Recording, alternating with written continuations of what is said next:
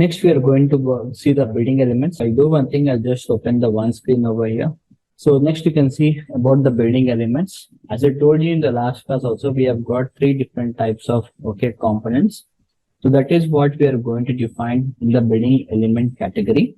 So building design is created by using the building elements only. So this building elements include walls, doors, roof, window, and so on. Okay, these are the major things what we find for any model. So we can able to place, we can able to create, or we can able to modify the building element as per the requirements. So what is meant by building element? This is very, very important to understand.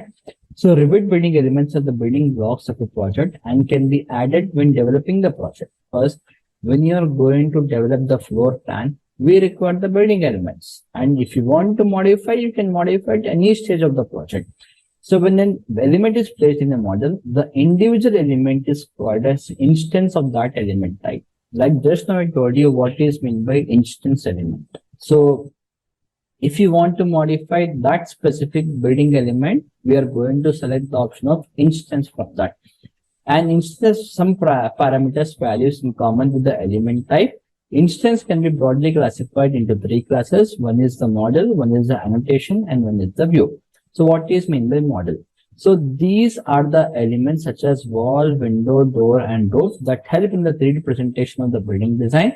Annotation means what? Nothing but the dimension, text, your tags, whatever the notes and legends you are going to provide.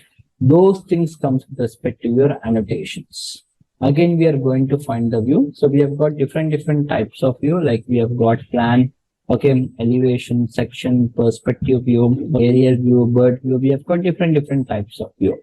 So whichever view you want, you can able to configure from here.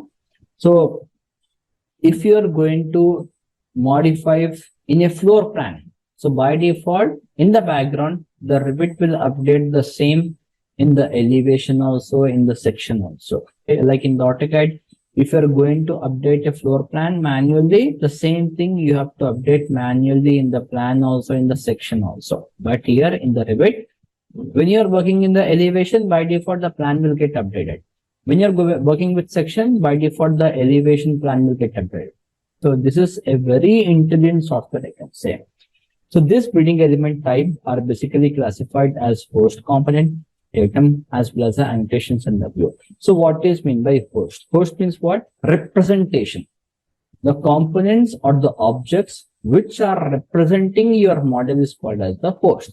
So these are the elements such as wall, floor, roofs. As I told you, these things we are going to make at site. This cannot be precasted. We can precast, that's a secondary case, but in normal day-to-day life, we are going to place these things at site. So which are the basic built-in place structures of a building? Next, we have got the components. So components are nothing but the loadable families. Like we have got the windows, doors, furniture. So this we can able to load, we can able to insert, or we can able to download as per the requirements. Again, datum. Datum means what? Which will define the grids of your project. Like without grids, we cannot able to provide the dimensions or the coordinates. Like we require the grids. So datum consists of labels. Labels will be with respect to your elevation view. Column grids to mark your columns and the coordinates. Reference panels are also there. Why we need reference panel? In the Revit, actually, with the help of reference panel or the reference view only, we are going to open any view. Like I want to open the elevation view of south side. So if you want to open the elevation view and if you want to provide any kind of effect of that, you are going to first provide a reference view. With the help of this, you are going to open that view. I'll show you this in the later class. So these things will establish a context of the project objects. These elements will help together to build your project.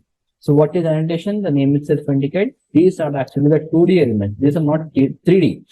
3D also we have, that is only for the presentation point of view, like dimension, text notes, and section tags are the basic things what we get under the annotation category.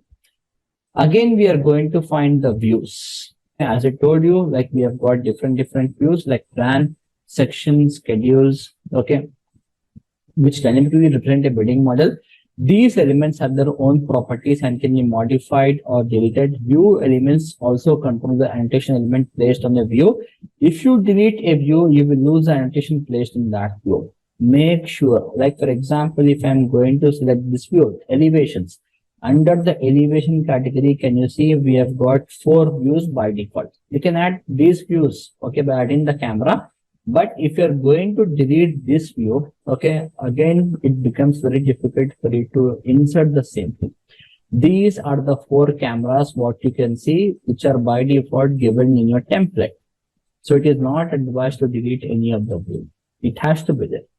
If you want, you can add any other view, you can add. That's the secondary. Along with this, we've got different categories. Like if you're going to delete the ceiling plan from here, so whichever information you have kept over here, it will get deleted with respect to the plan also, elevation view also, everywhere. So this is slight complex and tricky to understand. I hope regarding the screen, it's very, very clear. Okay, now this is the screen in front of you. So next concept what we have is nothing but how to start a project. This concept we will see in next class.